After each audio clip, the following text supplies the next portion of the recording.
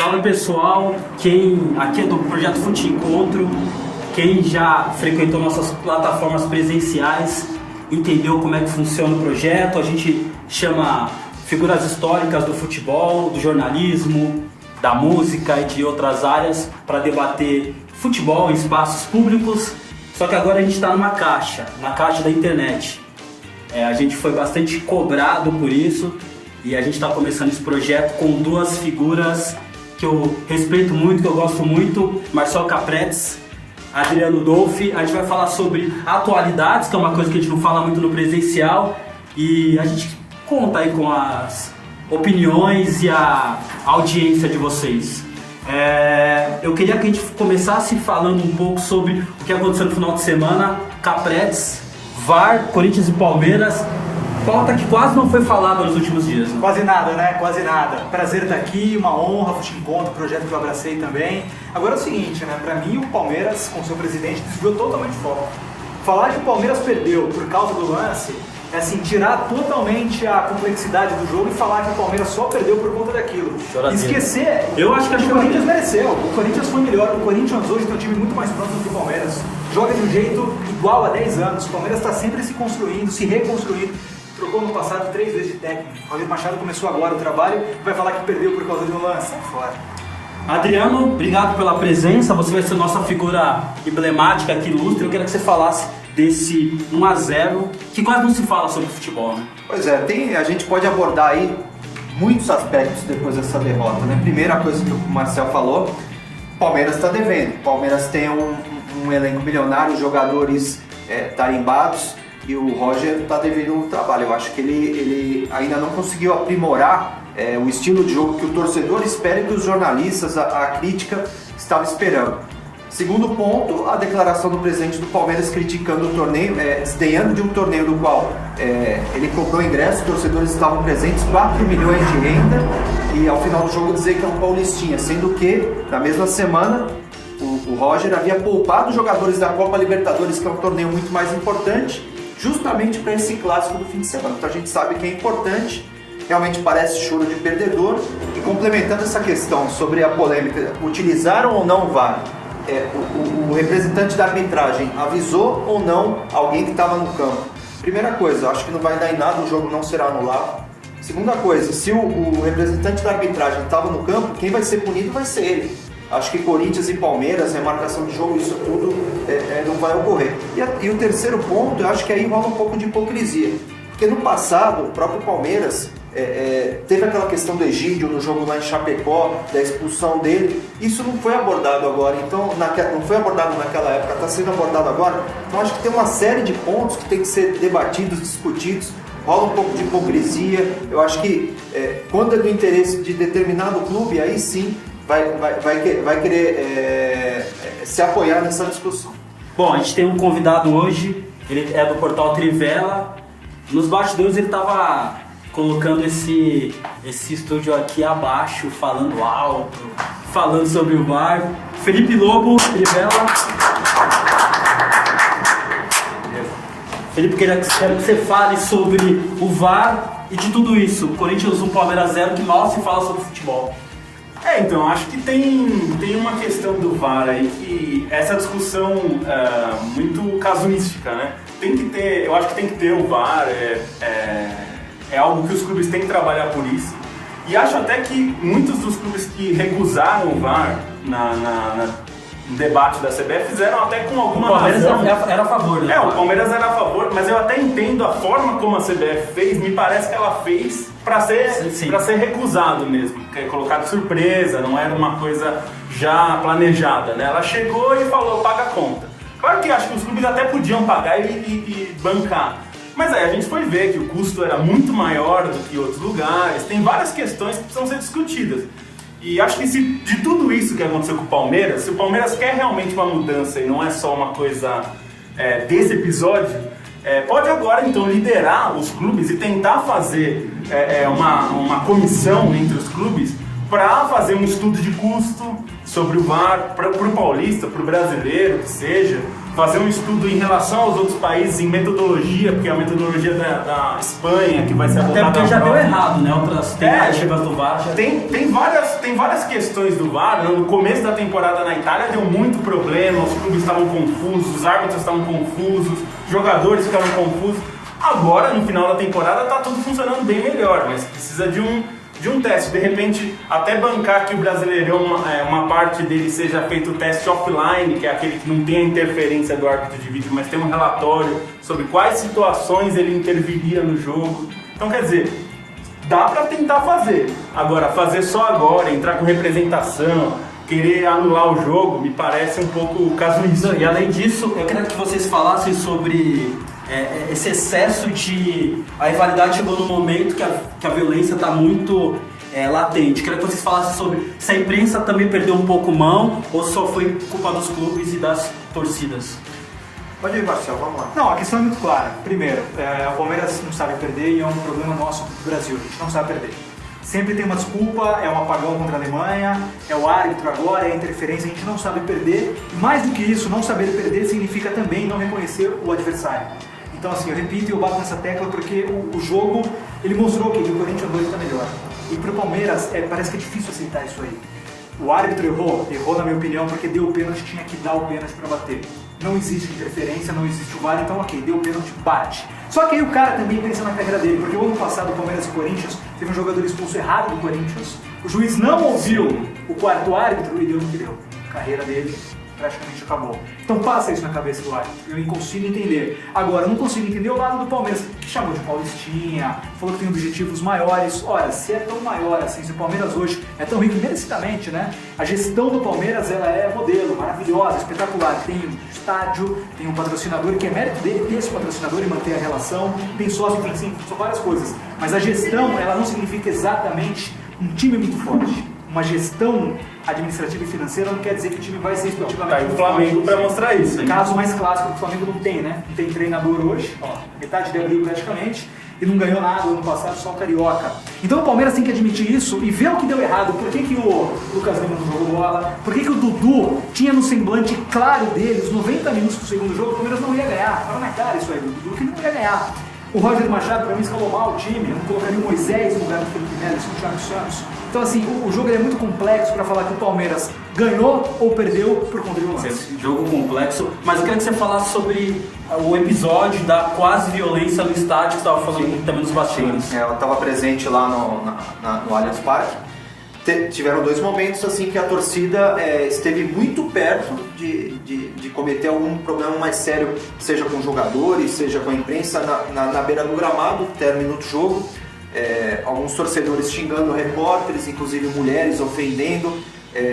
Aquela escada que dá acesso às arenas mais modernas, elas agora têm uma escada que dá acesso ao gramado em caso de uma situação de emergência, até para evacuação das pessoas, mas ao mesmo tempo torna também mais dramática essa situação de jogos em que ocorrem polêmicas como essa, né? Foi um jogo que a torcida do Palmeiras acabou muito chateada, especialmente com a arbitragem, também com a imprensa, onde eu estava, né? Cabine da TV Globo, o Casagrande, ele estava presente na transmissão, então muitos torcedores ofendendo, ameaçando ele, dizendo que o Casagrande não sairia vivo do estádio, inclusive no intervalo... Esse é um furo, ninguém falou isso, eu não vi nada. Estava presente ali, no intervalo ele teve um problema de saúde, a pressão dele baixou, alguns componentes da TV Globo até disseram que poderia ser um princípio de acidente vascular cerebral, que o braço dele começou a formigar.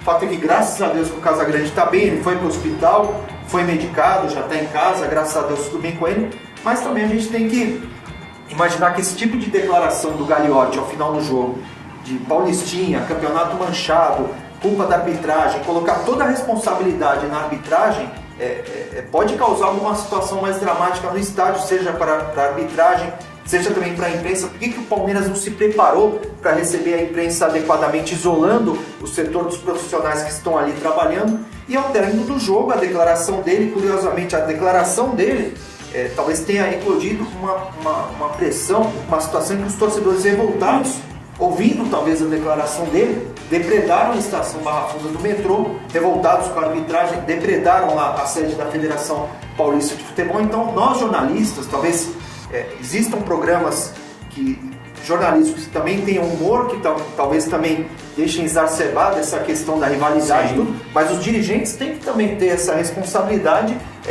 de deixar essa questão bem clara para o torcedor, de não deixar essa rivalidade ser exacerbada, de deixar essa questão muito mais ligada à violência para o torcedor.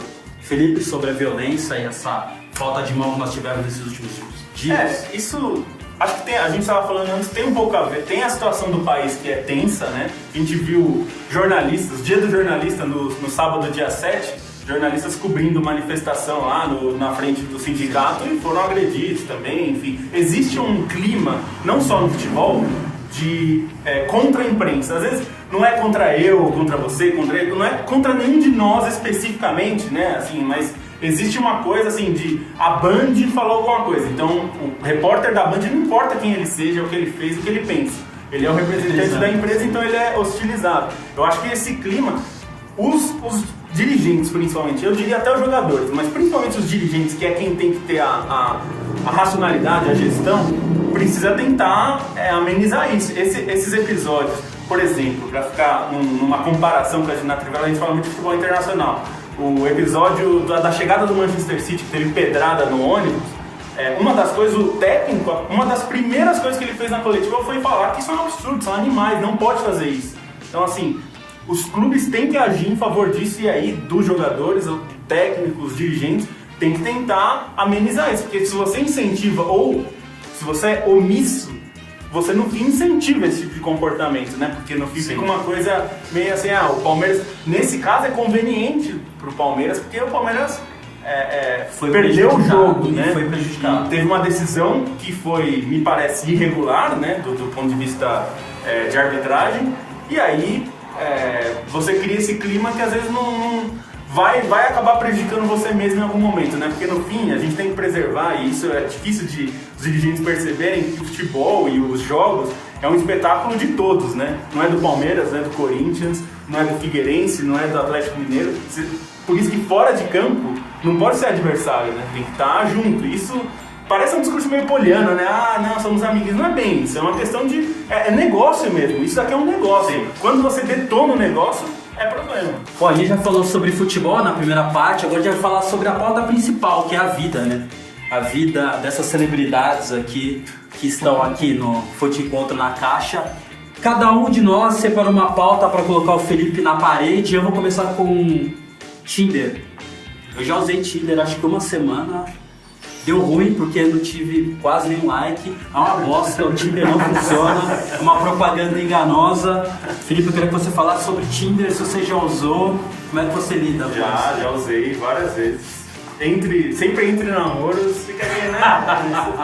Mas então eu tenho um pouco de preguiça, na verdade. Porque eu tenho aquele processo de você dá like, aquelas conversinhas mole. Primeiro encontro, aí primeiro encontro, aí não gosto de cerveja, aí você, trabalho aqui, eu cago futebol, odeio futebol.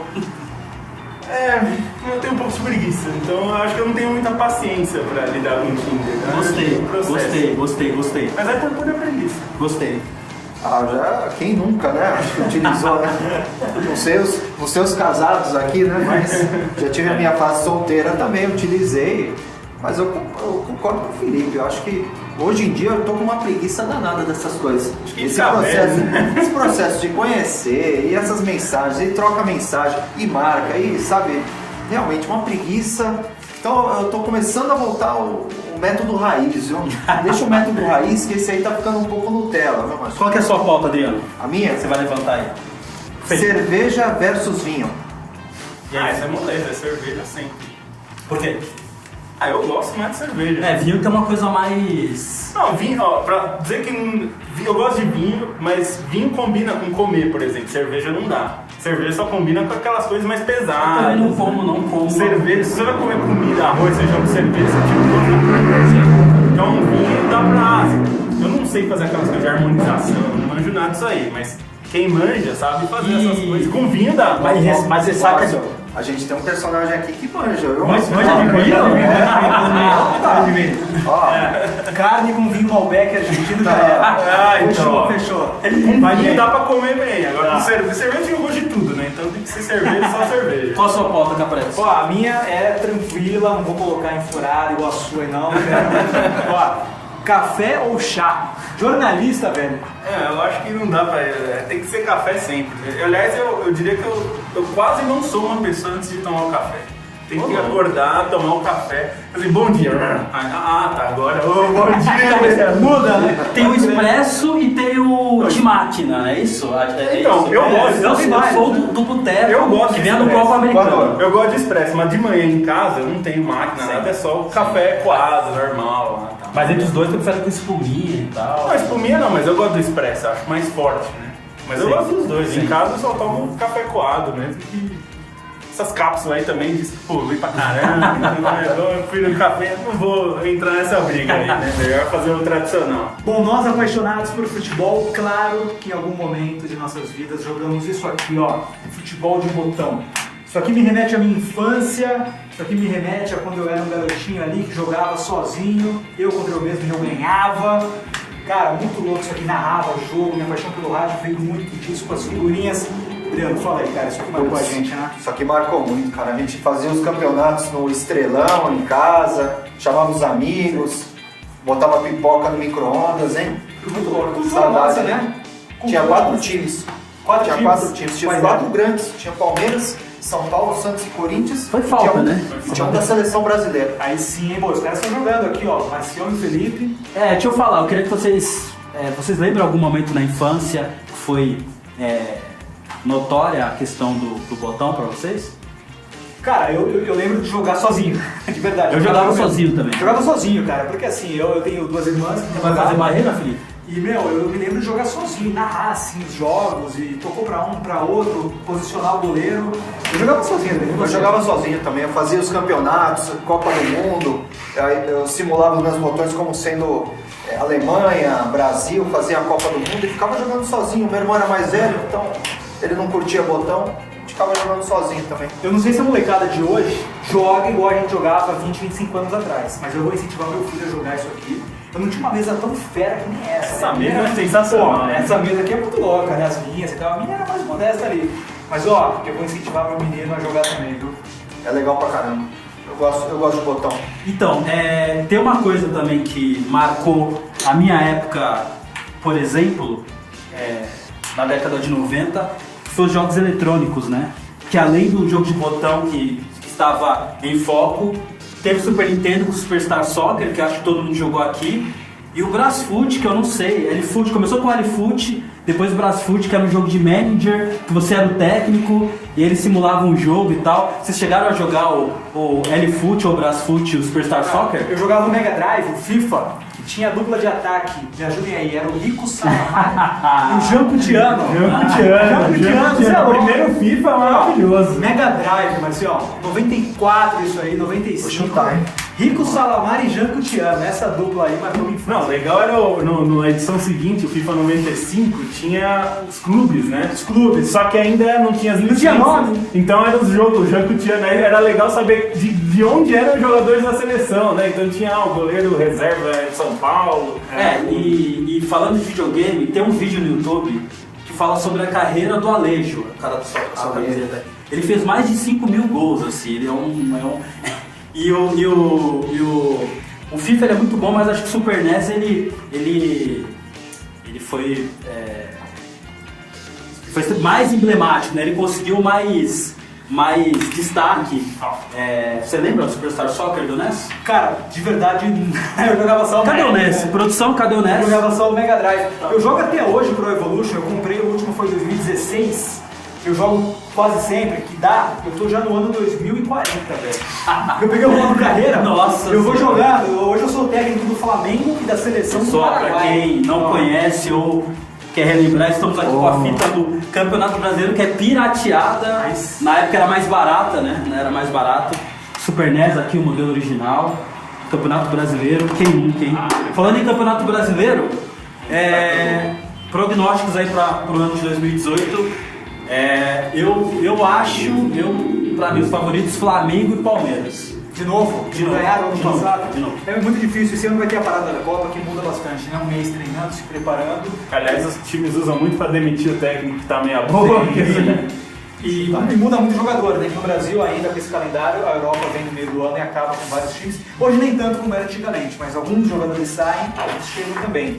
Agora, o ano passado, o Corinthians não era tão badalado, ganhou o Brasileiro. O Grêmio não era tão badalado, ganhou a Libertadores. Então assim, hoje como time eu vejo mais forte no Brasil, Corinthians, Grêmio e Cruzeiro. Agora, se vai chegar em dezembro, é muito difícil falar. Nossa. Adriano, favorito? Olha, eu vou apostar no Palmeiras, eu vou apostar na recuperação do Palmeiras. Estou acreditando que o Roger vai arrumar o meio de campo, alterar algumas peças, vamos ver como é que vai ficar essa questão do Scarpa.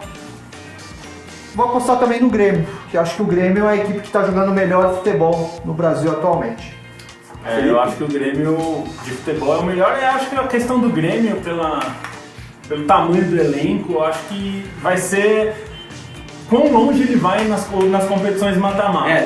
Porque isso Copa do influencia Brasil, muito, né? sim. E esse ano eu acho que tem um fator diferente dos anteriores, que é Copa do Brasil pagando um dinheiro que nunca antes na história desse país foi pago. Então, se chegar ali oitavas de final, o time que cair da Libertadores vai entrar babando na Copa do Brasil, porque a grana vai ser daquelas de salvar a lavoura, né? E para os times brasileiros, né, que vêm de almoço para comer a janta, E teoricamente vai ter um percurso menor, né? A Copa do Brasil, teoricamente, né? Então teoricamente, tem um valor para os mais- times da Libertadores é oitavas de final, Sim. quarta, semifinal e final. Então é um caminho muito rápido, né? E a gente, fora que tem uma coisa meio bizarra na Copa do Brasil, né? Que entra aquelas coisas, campeão da Série B, entra nas oitavas.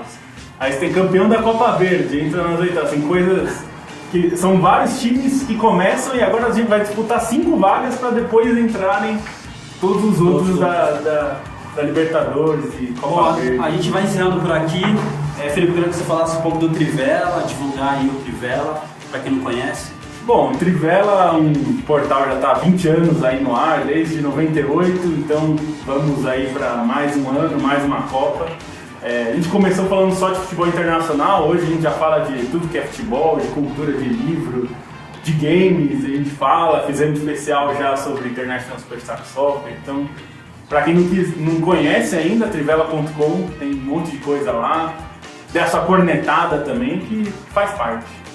Capretes e Adriano, obrigado. Vocês são duas personas já presentes no Fute Encontro. Queria que vocês dessem aí o recado final. Uma honra estar aqui, acredito no projeto, os shoppings, o metrô a gente já fez, agora na internet. Quem não conhece, passa a conhecer, Fute Encontro, esse é o canal. Parceria de sempre aí com o pessoal do Fute Encontro, é uma honra, um prazer estar aqui. E tô achando que molharam a grama aqui, que tá rolando rápido a bola. É ali na Corinthians, aqui? Molharam a grama lá abaixo, viu? Pessoal, para quem não conhece o projeto Fute Encontro, estamos na internet, no site futeencontro.com.br, no Twitter, no Facebook, no Instagram. Agradecer a BFA e o Nilo por ceder esse espaço. Aliás, muita gente maravilhoso. ficou curiosa, né? Que lugar é esse? Vocês estão? Procurem BFA na internet, um espaço maravilhoso onde os botonistas fazem uma série de atividades aqui e fiquem ligados com a gente aí. Fute Encontro, um abraço.